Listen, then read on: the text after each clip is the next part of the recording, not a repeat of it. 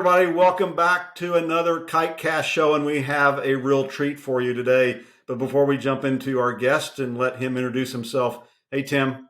Hey, Patrick, how you doing? Good. Another Kitecast. They're always fun. Yeah. And we got a real treat today. We've been interviewing a bunch of folks who are on the technology side. They're actual CISO practitioners or folks who've been working for the U.S. federal government in cybersecurity for a number of years. For today's show, we want to mix it up. We're talking to our good friend André Tehrani, who's up in Toronto. Hey, André. Hey, my gentleman from United States. Thanks for connecting with me. It's a beautiful day in Toronto, so hopefully I bring the sunshine to this podcast. It'll make up for all the rain and the clouds we have in Seattle today. So usually I'm known for being cold. It's like, oh, you guys have feet of snow, but today it's sunny, so let's have a fun autumn day. So, André, before we jump into the questions for you and just kind of start talking about your background, I want to introduce the audience to your, what you do. You're the principal and founder of a cybersecurity C-level, C-suite recruiting firm called Recruitment that's been in existence since, I think, 2019. You've been in the cybersecurity field for more than a decade. How in the world did you get into cybersecurity in the first place? You were at York and you applied, from what I understand, for some kind of internship. Out of 2,000 applicants, you were one of the two who were selected. For EMC. Yeah. But cybersecurity found me. I didn't find cybersecurity. Now, I know I hear a lot say that, like, if you were in a professional career path in the technology sector, most likely like security kind of like touched you or came to you in that 2007-8 era, when RSA secure keys and DLP and all these things were like, they were being bought, but they were never like highlighted, compared to virtualization. But the way it found me actually was through my mom. She didn't like that I was playing video games all the time, or I was outside playing hockey, like field street hockey or soccer or whatever. She wanted me to read a book. She wanted to be educated. So one day she just threw this book over to me that she picked up at a library.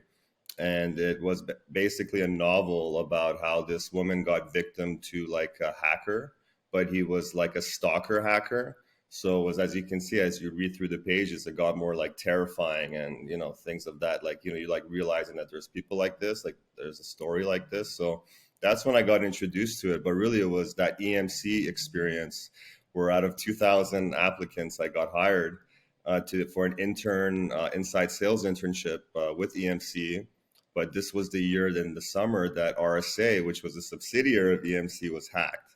So this is when I saw the breadth, depth of a cybersecurity attack and living through it, seeing how a company responds to it. Yeah, I'm an inside sales guy, but like I was watching how the deals broke, how they were handling the calls, where the fires were, why they were there, how they were like, how they continued their business past that.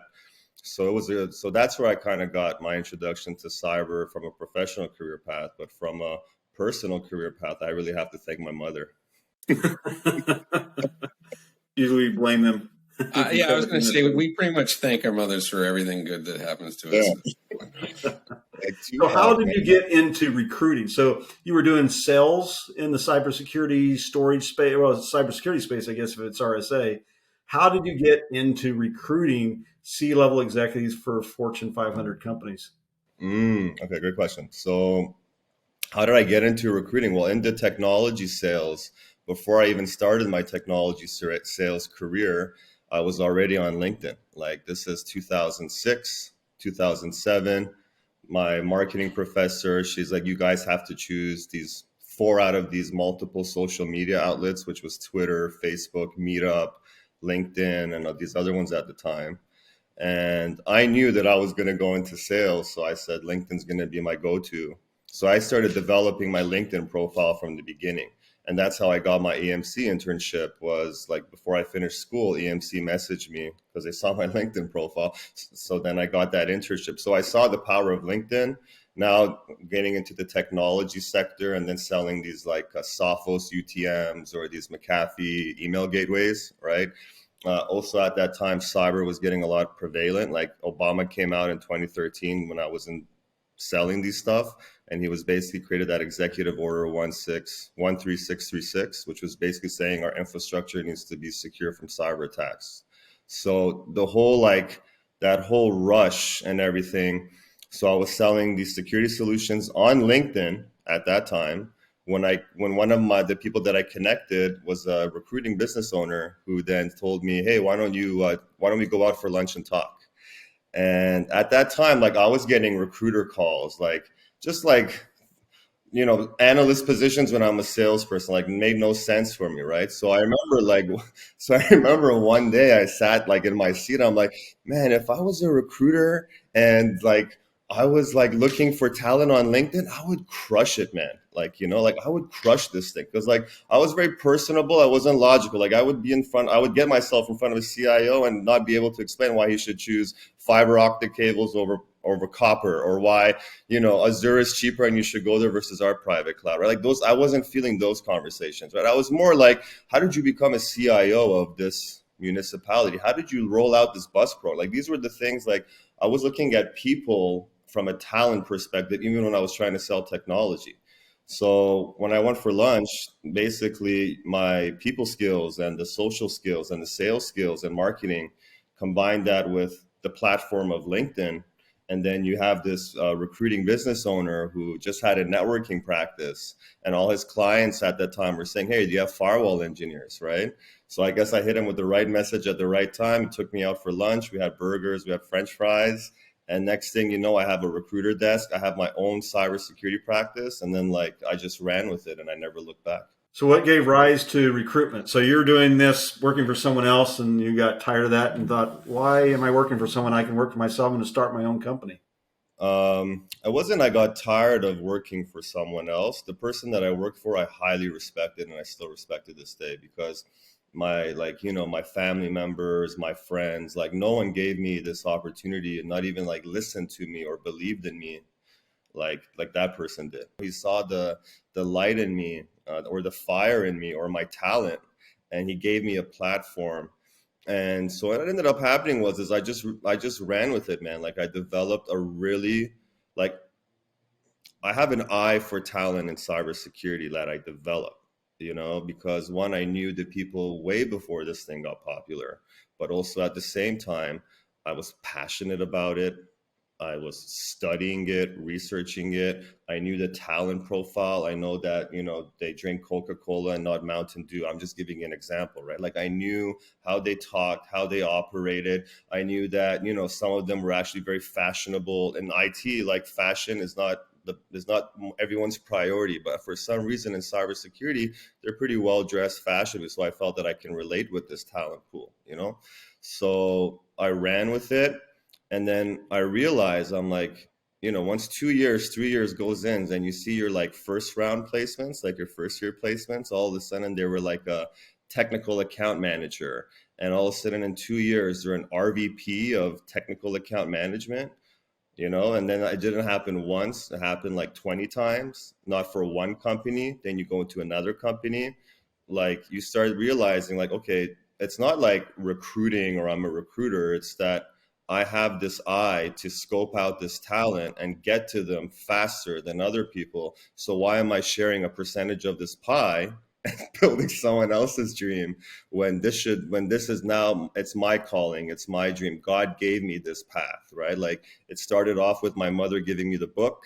Then it was the opportunity to work at AMC when RSA got hacked. And then this opportunity came where I can, consolidate everything and just run with it. So, when that person hired me, they said, you got to give me 4 years. I gave him 4 years, built a lot of money.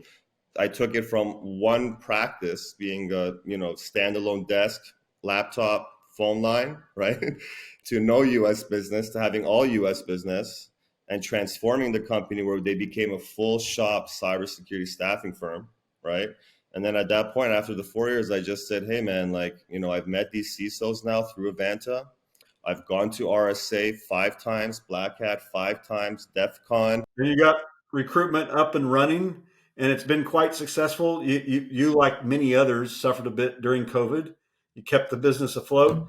And, over the last year, you've seen business go way up. You're seeing a lot of interest in companies wanting to hire CISOs, but other types of cybersecurity professionals. What trends are you seeing take place right now?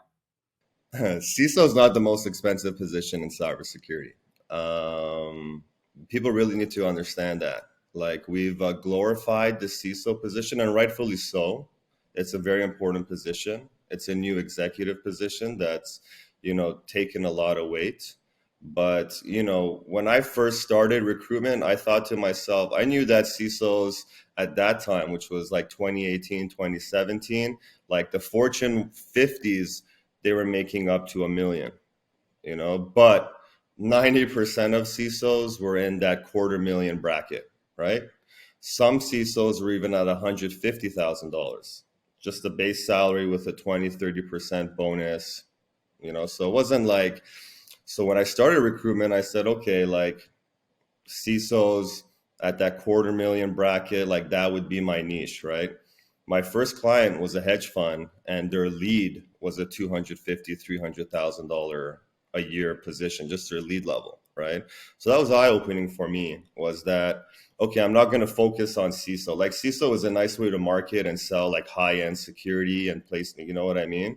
But really, like, my focus has been on like hard to find, difficult, good security people that are worth the money that you want to pay them, right? So it's So been like on a more of lead an level. more on like an engineering tactical kind of level, a mix of leadership and implementation kind of a deal. Yes, yes, yes. Yeah. So you So is that definitely where the like, biggest gap is then? Because I noticed the last thing I saw was like 23% gap in hiring right now. You cannot hire fast enough in the market. yes. So senior level, like senior security engineer, technology security lead, these people, application security engineer or security program manager, right? Like these are very critical positions that have a lot of weight with how a security program's maturity is developed. So, you would even find like hack artists or virtual like contractors, right? That, they were also very talented at what they do, and it's not just the McDonald's CISO that is the best CISO in the world. You ended up finding out that, wow, this like app DevSec engineer or this like policy as code engineer that knows some HashiCorp or some Kiteworks, right? That guy is just as more valuable as your one CISO. You know what I mean? Yeah, well, it's the whole skills gap. I mean, sometimes you need less CISOs, I suppose, and leadership skills is one skill area, but you need more of the people with technical skills across a broader, infrastructure, and that's where you start really seeing the gap increase. Um, I can imagine that right now you don't have that much trouble finding business. You have more trouble fulfilling the business with that kind of a gap out there. So lots of people looking, nobody biting, sort of a deal. Here's the thing, Tim. That's not like, you want good business, right? That's the most important thing, especially Right. when it comes to like the recruiting world. Like, my reputation is on the line every single day. Like, if I turn off a great talent, right, I might not be able to access that person the second or third or fourth or fifth time, right? And then if Mm-hmm. I don't present the right resume to the clients, then I might get ghosted. Right? So what ended up happening is you've got a lot of diluted waters in the cybersecurity recruiting world, right? Team interviews, you don't know how much damage they do than good, right? Like, you're a hiring manager, you like someone, like, man, this guy isn't like, or this talent's not like the three that I have right now. I really want this person, right? Introduce them to the team. Team's like, yeah, I didn't like the comment they made there, or I don't like that they were 6 months here and 8 months there, but they were 8 years. Like, you know what I mean? Right, right. All these opinions start getting into the mix, and then what I call diluted waters, right? So that's been like the ultimate challenge that I've had to deal with, where, from a contingent side, you can see how stressful that would be. But from a retained side, like, imagine you get this money and you want to solve these roles, but you have these internal politics that are taking place that, you get a resume in there. It takes them 3 weeks to say, I want to interview this person. Have you seen that get worse over the past, let's say, 7-8 years, or big time, man? And why is that? Because I don't think that's just a cybersecurity challenge. It's is it because people don't want to take the risk, or they feel are we moving into a more inclusive business environment in general, where everyone has an opinion and needs to be heard? I mean, what are you thinking? Oh man, so there's a lot of variables, right? And we have limited time, and we can definitely continue this discussion, like if we don't get to the points that you kind of want to get to. But it's a mixed bag, right? There's some, like my job, like you mentioned, like must have a lot of business or whatever like that, right? There's a lot of window shopping, but there is really real roles, real people, real hiring, right? So you gotta get to that noise first. You know what I mean? And I liked the contingent model because if I see some red flags in your interview process and your feedback loops and the pedigree and the integrity of your interview process, I'm not interested working with you anymore, right? So what I've seen is the integrity of the interview process in the last 3-4 years has been very difficult to get people in. Become more complex. It's been more complex. It's a cover your ass thing, I think, for the most part, right? Like, well, if everybody interviewed him and we hired him, then everybody's to blame. No risk, all reward, right? And that's the problem with the industry, Tim. I was on I had a really good client in Toronto, not through recruitment, through Intercast. It was a AppSec consulting company. And the HR manager, this is when I first got into recruiting and stuff, right? And, security companies, they have the security mind. So if this recruiter was at that company for 3 years, so he understood security already. So when I was new into the game, I took him out to a Leafs game and build a relationship. Thank you for the business. Let's see what you got on the plate that I can service you. And on the way back, we were taking the subway and he's like, bro, security is just a transfer of liability at the end of the day, right? We get business because they just want to transfer that liability over to us, right? And so that's what's happening with the interview process is that like you said, Tim, if I expose you to 5 other people saying no to you or ghosting you or rejecting you or not answering your phone calls is much more easier because who can you go to? Mm-hmm. Yeah. So what, you look for candidates, you have folks who will approach you and say, hey, Andre, I'm looking for a CISO role. You look at their background. I suspect you're turning some of them away, and there's some reasons why. When you do vet them, what makes for a great candidate versus what makes for a candidate that you pass on? Communication, man. Communication. The cream of the cream really know how they can tell you stories that help that the complexity behind the attacks and where they're coming from and why they're happening and how do you set up your architecture and these kinds of things. They speak metaphorically, they give you analogies, right? I wonder, I have a question on that. How much, because if I look back on my career, not in security, but there were points where the pain was so immense that I didn't think I'd get through it. But then when you get through it, you're sort of emotionally set for the next layer of your professional growth, right? So at a CISO or a security, how much does being through a breach, showing resilience, and it doesn't even have to be a breach, but incidents, resilience, and the stories behind that, I would think that would be feathers in people's caps for professional growth versus something that looks down on, right? Or even fired, right? The average, I think it's gone up a bit. The average tenure is 17 months. The reality is there's CISOs, fair number of them, who've gotten fired for various security related incidents. People need to realize there's talent gaps in the CISO community. There are talent gaps. Just because you see CISO, don't buy the flash. Like I said, I went to a conference. One CISO was at $300,000 a year, right? And he had a big name. It was a nice, big, sexy brand on his tag, right? But in my head, I'm like, damn, a regional sales manager is making $330.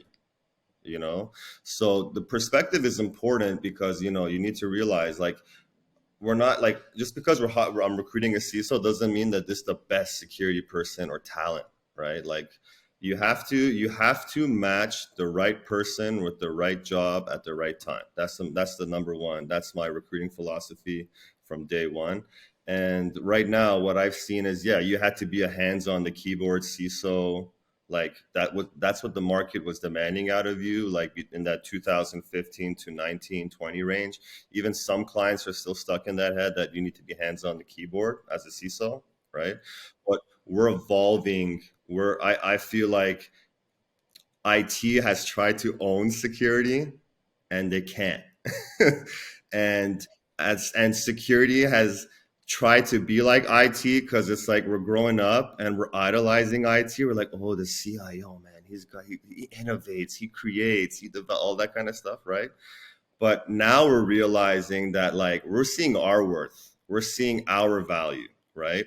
Like, you want to hire a security person? Let's get you a security person. Let's not get you a DevOps person and put him into a DevSecOps role, right? Because the way that I explain it to people is like this: like, if someone gives me a role, I'm exhausting every single recruitment capability I have in my disposal to find a security person. I do not want to go and convert a DevOps person to DevSecOps, because when I recruited DevOps people in these for DevSecOps roles, like security is 10% of what they do. And when you ask them, like, why do you do it? Like, why would you set this policy? Oh, I was told to. But a security person, the security mind's like, oh, because we had doors open on our BGP layer, on our BGP protocol. So I had to make sure that that's because I don't want to get brute force. So the genesis of my question is, in security, are breaches and the resiliency in getting through those a plus or a minus on your resume? Like, do people, if they've been in a company that's been breached, do they hide it? Do they put it forward? Is there a perspective that you have on that? Because it's like everybody's going to have it happen once in their career, right? I got you, Tim. I got you, man. So yeah. So how would I recruit a CISO, right? So, how many vulnerabilities did you find? 500,000. How many were high critical? 300,000. Okay, how long did it take you to remediate them? 6 months. What? You remediated 500,000 vulnerabilities, 300,000 of which were high critical in 6 months. How did you do it? Well, one, this is my current team, right?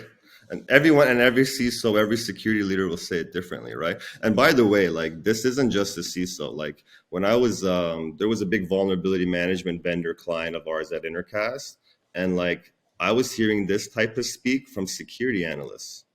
So it's not just the CISO that knows this; it's the security analysts on that vulnerability management platform, right? And the way I want to know, like, how would I know that this guy is really good talent, right? Okay, so if you found all these vulnerabilities, how fast did you, like, how's your hygiene, right? And this CISO in particular, which was really funny, this guy was like a G guy. He ran every day, muscular, very well dressed, okay, very well dressed, very sharp, had style, was younger than your normal market CISOs, was maybe 10 or 15 years younger, right? Believed in automation, believed in coding, wasn't like, I'm just a risk CISO, right? Believed in at times being hands on the keyboard, right? So these are all characteristics, right? Yeah, sometimes like, oh, are you okay with being hands on the keyboard? No, that's not a CISO position. This guy, yeah, sometimes you have to be hands on the keyboard and show them how to do it. Check mark. What tools did you use for vulnerability management? Qualys. Oh, great. What'd you do with Qualys? I found 500,000 vulnerabilities that the previous CISO didn't know about. Oh my God. What did you do with it? I hired 3 security analysts. I delegated to the DXC technology or whatever. They were handling our vulnerability scanning. I hired 1 security program manager to be involved with this, and I hired 1 project manager to make sure that these we're remediating vulnerabilities 1,000 a week or whatever, like 10,000 a week. And I was making sure that I was reporting this to the board. So these are the kind of things that you want to ask, like, what did you like? You want to find out what their return on investment is. That's really the secret sauce. When you're screening someone, you want to know what's the return on investment. So, as an example, do you ask, Andre? Do you ask at all if they've been through a breach? Yeah, and how they handled it? I ask, have you gone through a breach? That security analyst that I told you about, that the vulnerability management, he was reporting to the CIO, and at that time he was working at a telecommunications provider, and they got breached. And like you're gonna be breached. Like if you like you're like everyone, like if you don't think like if I don't think that I've like there is some guy watching my emails already, or if someone hasn't tried to phish me, or like I'm living in a fantasy world, right? Like, I mean, I'm driving with my mom and she got like 3 phishing texts. Oh, your Amazon package delivery is like at this location. Click text. Like, I didn't order anything from Amazon. I'm like, just delete it, right? So it's not something that hiring managers would look at and say, I can't bring this guy on because he was at this company and they got breached, and his job is to make sure they don't get breached. So why would I, right?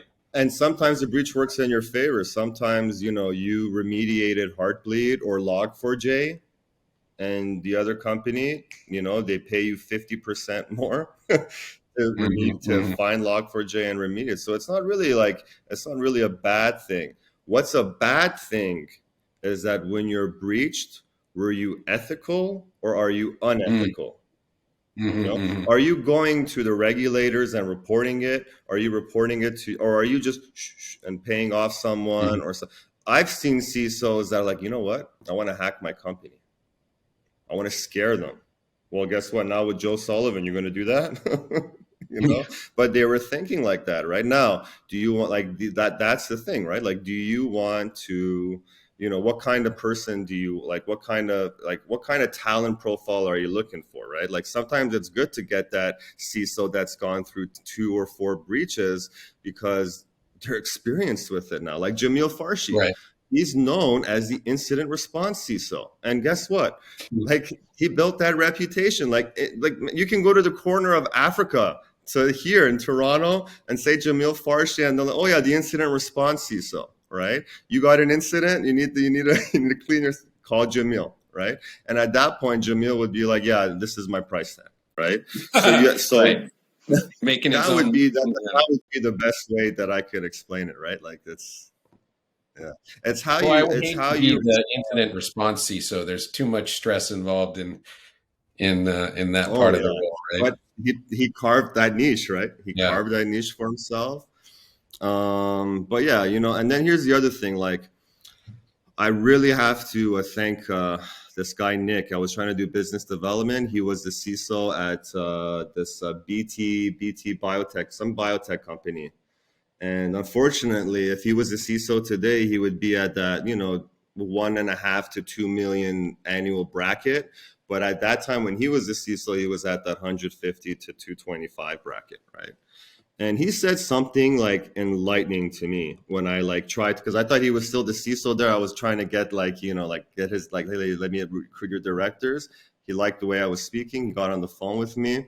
He's like, you got it, man. Like, you're really your content is good. And here's the one thing that I want to tell you is with this pandemic and with this rise of cybersecurity attacks, right? And with hiring freezes, companies are not going to be going out there and recruiting externally. Instead, they're going to promote internally, right? So you're going to have a lot of new hiring managers that were never hiring managers before, right? You're going to have a new pool of people that aren't going to be able to speak to board or handle that pressure of being constructed or criticized constructively and that kind of stuff, right? So we've been dealing with this layer of management that are new managers, new hiring managers, that if you ask them, like, how many security people have you hired before? They'll say 1.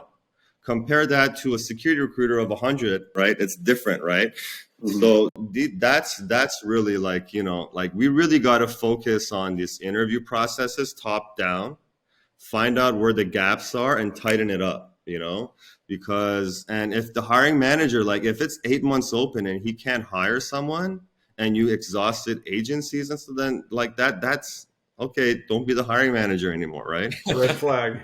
We're looking to you to help provide guidance, I assume, in terms of building some of those processes and workflows so that they are successful. That's my business, Patrick. That's something I do every single day. And when I don't have a role to work on, or I'm not actively recruiting, I'm refining, I'm finding, okay, where's the quantum security engineer? Oh my God, he's in Toronto, he's in Ireland. Oh, okay, let me put this guy in my projects because I know someone's going to want this. That's me versus responding to this incident, 8 meetings on this day, and then I got an interview I got a resume from this recruiter. I like it. Let me interview him. Oh no, let me push that interview 1 or 2 weeks out. Get back to the incidents, right? So this is kind of the type of pedigree of interview process we've been dealing with this last 24-month cycle. I assume with CISOs 5-6 years ago, there's sort of a checklist of all the cybersecurity experience, skill sets, knowledge, and so forth that you needed to have. It's probably shifted, I assume, in the last year or 2 years. So it's more risk focused, more risk management focused. They're looking for individuals who obviously have that checklist, but that's not enough, or that's not sufficient. Or if you're missing some of those things, it's not near as important. If you understand how to measure risk, mitigate risk, and manage that and communicate that risk to the board as well as the C-suite. Oh, big time. So it's like, for C-suite and business owners and board members, it's they really care about 3 things: money coming in, money going out, and who am I going to blame? Right. And this is and I didn't, and that's not something that I came up with. I like through networking. This is the knowledge that was obviously that's going to be our soundbite for this podcast, right? Yeah. That's the title of this podcast now. Security people need to know. Who am I going to blame? So you have to say you have to be able, this is their thinking framework, right? This is their operating framework, right? So how am I going to explain this? There's risk in this framework, right? So for example, if I was like Uber, ever since that Uber hack came out, I haven't ordered an Uber Eats and I haven't driven in an Uber, right? So hey, I haven't, right? Maybe you got maybe 2% of people that equates to, I don't know, around the world, $10 million just because that one media outlet came out, right? So you can say, hey, look, this breach happened. And then on top of that, you've got the whole Joe Sullivan thing going on while they got hacked, right? Mm-hmm. So one thing you could say is, hey, that social engineer guy maybe got pissed off at you guys reading about Joe Sullivan and how you guys treated him. So he hacked you. He targeted you, right? Mm-hmm. And if you can be able to quantify that story and talk about how that disrupts, the quarterly revenue you're getting, right? Versus, and now the fines and regulations, and now, after that breach, Uber now probably had to increase their security budget from 11% to 25%, who knows, right? Bring in these consultants, boom, bring in bring in Deloitte, or bring in Accenture, or bring in Mandiant, or bring in whoever, bam, how stuff gets ugly now. So this is what I mean, money coming in, money going out, who am I going to blame, right? Mm-hmm. So once you start letting that sink in, whatever CISO, wherever seat you are in, I hope it clicks for you. This is how I got to talk to them. No, but I like the framing you have with the money and money going out and who can I blame, because when you frame it, I mean, just in your one example, you had money loss from IP. You have money loss from brand. You have money loss from the lawyers. You have money loss from the consultants you have to bring in. You have money loss from the legal teams you have to. There's 5. There's 5 right there. Opportunity cost because you're facing the fire, so your people ain't working. You know what I mean? And imagine your legal team having to deal with the Joe Sullivan and then having to deal with this, at the same time. So it's. Thanks, Tim. And I honestly shout out to Jeffrey Wheatman. He's the one that taught me the money coming in, money going out, and who can I blame? Yeah. Jeffrey, if you're watching this, shout out to you, bro. So are you actually, on a diversity subject, are you seeing more women CISOs and cybersecurity professionals, more minorities who are involved in cybersecurity? Because that's been a big gap, as you well know. That's my focus. I know how to recruit diverse portfolios, right? So just for the audience, just to give them a nugget, if you built a recruiting project and you had 50 applicants that were Caucasian males, okay, then you need to go and fill up the remaining 50 with diverse candidates. Go and find the best 30 women. Go and find the best minorities, put them in your project. And, like, don't like, just do it. Put them in the project and just message them. Just message them and then screen them, And if you like what you hear and what you see, guess what? You're getting a diverse talent pool, right? But many people don't even message, or they'll do the screen call or something. And look, I get it. Like, I made an argument that I don't want IT people joining in the security world because the motivation for them, it's not the correct DNA, right? I want security people that want to get into security positions, right? Security is a serious business issue, man. It's not just a serious business issue, but like, shout out Nora, it can cause injuries and fatalities, it can cause injuries and fatalities. So it's a very serious thing. You can't settle. You really can't. I never settled in all of my recruiting projects. And guess what, Patrick, Tim? I delivered each and every time. Hedge fund, you can imagine all the resources they had under their disposal, all the money they had, all the recruitment power they had. They told me, yeah, we want to find an offensive reverse engineer.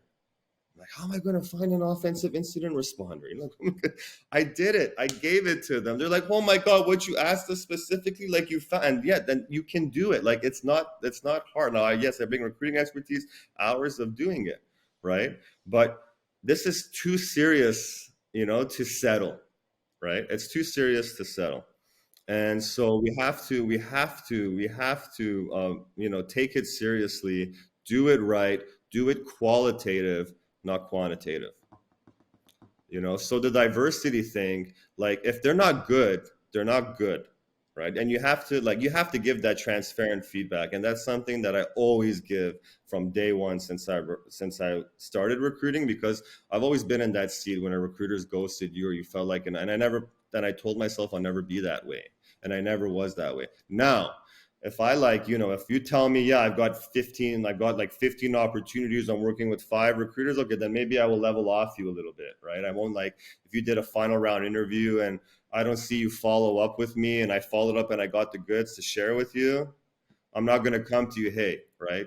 But if you come to me, I'm never going to ghost you, But so when it comes to the diversity, equity, and inclusion game, if you don't message people, you're never going to get them hired. Now, are they going to get the job?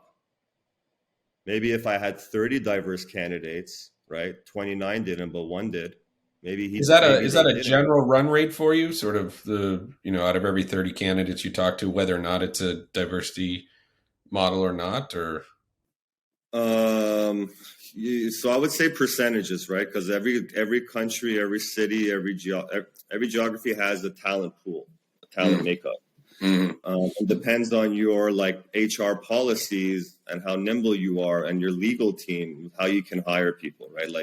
I have one vendor, they're able to hire across Europe and US and fully remote, but some clients, they can't do that. You know what I mean? So the talent pool, what you want to do is, it's my responsibility. If diversity, equity, and inclusion is really it's really listed on your Form 10K, and your executives are talking about it on LinkedIn, and they're sharing it on LinkedIn, and they're dead serious about it, right? Then it's my responsibility that, even though I have 50 other Caucasian males, right, that I can reach out to, the first project, I'm going to do that 50 and 50. And then the second project, those guys that I didn't get to, I'm going to put them back in. And then I'm going to do the next 50 diverse. Yeah. Mm-hmm. You're just going to keep, yeah. What's your recommendation to folks who've worked with you and you've successfully placed them, and there's CISOs who are listening to this show, or just security professionals in general, how do they work with recruiters like you and maintain that relationship? Because you may get them a great job today, but you might have another great opportunity for them 3 years down the line. How do they stay in touch with you and maintain that relationship? What are a couple suggestions that you have for them? I found recycling never works for me. So I've tried, it's never worked for me, and I don't like it. I don't like recycling because I like finding new talent. I like finding undiscovered talent. You know what I mean? And there's bad, like, I don't know why, like, look, like 60, 70% of the people, maybe like, okay, let's be more conservative. Let's say 40% of senior level people and senior level positions and higher, right? 40% of them use their recruiter to get in there, right? But the perception people have of recruiters, right? It's like so bad, it's so negative that it's like even when I make these stellar placements, like 5 or 10% of that crop appreciates that, oh, this recruiter made it happen. 90%, 95% are thinking, no, I made this happen. You know, the recruiter got lucky and stuff like that. Oh yeah, recruiter got lucky. The recruiter is the one that sat down, created that, right? built that project, evaluated you, decided to message you, shared the details, you know, all that back end information, right? So you like if you like, and here's the thing, like executives at your levels, you guys get it, and higher, and maybe like, you know, directors, you guys get like a good recruiter, the kind of transformation they can do for a company. Like that one company I worked at, Intercast, their stock price when I started working with them was $20 a share. By the time I left Intercast and placing technical account manager, like all client-facing positions, like they're dealing with RFPs, proof of concepts, upselling, you know, that share went to $120, right? And they weren't an expensive company. They weren't giving out like 200,000 salaries, man. They were giving like 100,000 salaries, 110,000 salaries, right? But they valued a good recruiter. They didn't waste a good recruiter's time. The people that got into that organization, they were told, you make a good, like sustaining our relationship with this recruiter, right? Or this recruiting firm is of the utmost importance, right? The problem is many people think that like when I got a position to fill, I've got to spread this thing to like 5-20 agencies because they're all going to get to me. And like, and you're not even shy about it. They come, oh, you know, we worked with like 20 agencies before we got to you. Right. So, and they're coming with this like negative mentality, you know what I mean? And my job is always like, okay, let me give you a resume that makes you jump you off your feet. And so the golden nugget really is that recruiting is the new security solution. We had penetration testing, then we had vulnerability scanning, and now it's recruiting, right? Because we know that from a military and opposition perspective, shout out Forrest Smith, CISO at LexisNexis, from a opposition, from a military perspective, it's people versus people, man. Yeah. You know, like if like it's your security team versus that nation state. Now, how healthy they are, how trained they are, how motivated, you know, can thwart those cyber attacks for you, because, you know, people comes first, then process and technology, right? So, you know, from a military perspective, like, and as a security solution in today's decade, like recruiting is the new pen testing and vulnerability scanning, in my opinion. It's a good point because, you know, there just becomes more and more breaches. It's not going down; it's going up. But there's less and less people to do this job. But there's more and more security technologies to implement, and none of those security technologies get turned on. They get, right? It's sort of like, well, here's the thing you bought for $600,000. Get your team of 70 people to help put it in, to set it up, to monitor it, to manage it. You know, and it's just, it always comes back to the quality of people that are playing with the tool. And here's the thing, right? Like, why do you need 70 people?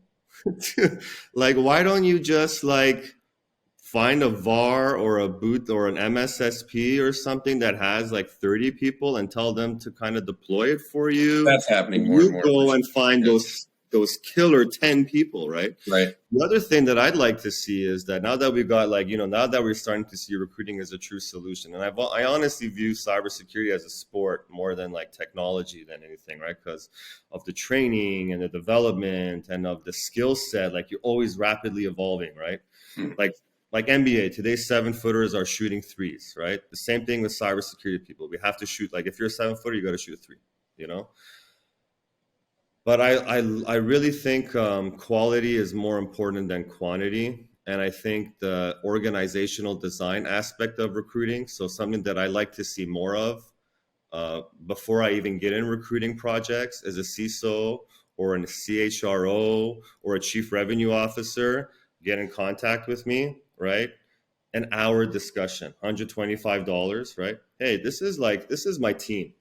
You know, this is our team. This is our like G League team. This is our pro team. You know, this is our general management. This is our organization, right? Where do you, as a recruiter, where do you see gaps, right?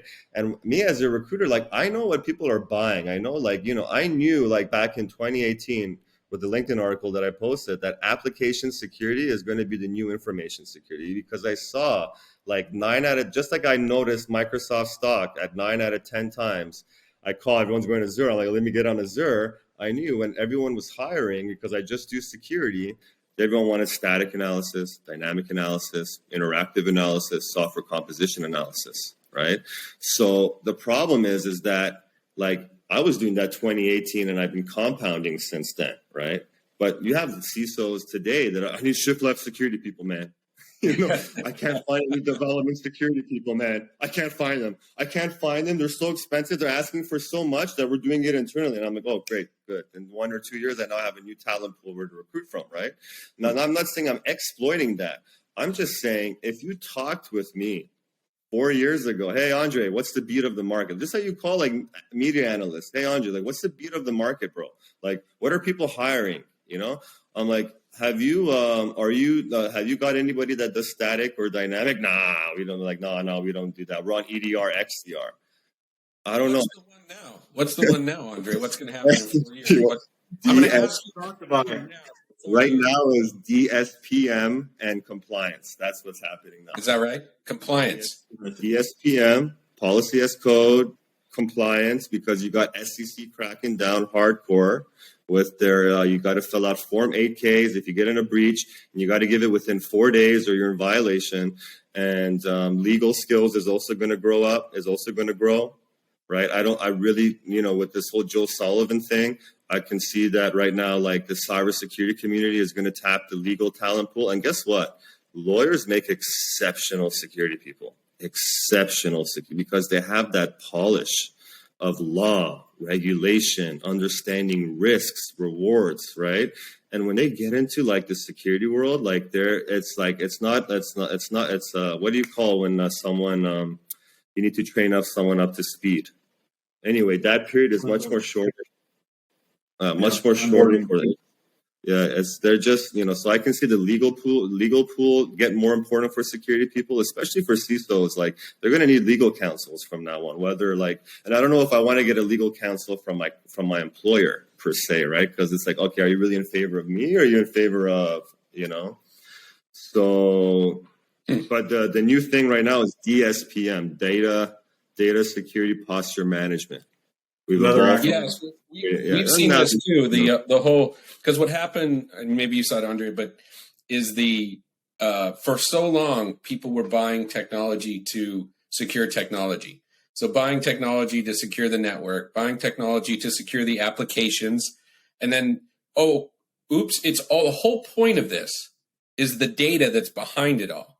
Maybe we should spend some money and time to secure the data that's behind all of this stuff, which is that whole data security posture management. And Tim, like, it was so crazy. Back to that CISO that I interviewed that took the 500,000 vulnerabilities and remediated them in 6 months, right? Like, while he was doing that, I was having lunch with him at his office, and I'm like, so, like, what are you focused on? Like, what's exciting for you? He's like, data governance. I'm like, okay. And he's like, I love data governance. I'm like, what do you love about data governance? Like, teach me, man, because right now, like, I'm all on like offensive security and like all this kind of stuff. He's like, basically, I'm finding a way where I can store my data and have it move so that when a hacker comes in and they access, like, maybe like out of 1 page of data, if I kind of like kind of spread it across my network and everything, or my storage and stuff, right? He might access one word in the page as opposed to the whole page. Mm-hmm. So he was trying to build that data governance type of framework, right? And so that's the thing, like not everyone's cybersecurity maturity and thought leadership is ahead. Right. I remember through an Avanta event, Universal CISO, he was thinking the same thing. He was thinking also like data governance and like, well, data governance is going to be the big thing. And he was just like drooling over like how exciting it is for him to do something like that. So now we're in data security posture management, mm-hmm. So now those guys led the pack. And so now we've got we've got the vendors now and the people to come and sell us DSPM. Yeah, it's a good thing that shameless Kiteworks plug deals with unstructured data governance and communications management. We're in a good spot. Guys, we are out of time. I hate to say, this has been a great conversation. This was really André, good. we appreciate your time. Insights that every CISO, I'm sure, can benefit from, whether they're looking for a job, or they're looking for talent, or they're looking for a recruiter. So it's time to raise your game. Like you've got a bunch of new CISOs that are going to be heading into the market, Generation Y. Yeah. Let's go. Mm-hmm. So those people are going to be our new CISOs. So that's something that the CISOs of today should be wary of. Is that competition is going to become younger, fiercer, more aggressive, more savvy, right? So you're going to have to, if they're better than you, you got to help them, like you don't want to be in an interview process and think this guy's going to take my job. You really need, you're going to be in an interview process saying, let me make this person my director level CISO or my head of security or something. So you're going to see that, you're going to see this wave come in. Yeah, makes a lot of sense. Well, we want to thank André for his time. It's always great to talk to you, regardless what company and what podcast I'm on. I want to encourage everyone to check out all of our other great Kitecast podcasts at kiteworks.com/Kitecast. Gentlemen, thanks for joining me today. Thank you, Patrick. Nice to meet you, André. Take care. Take care, gentlemen.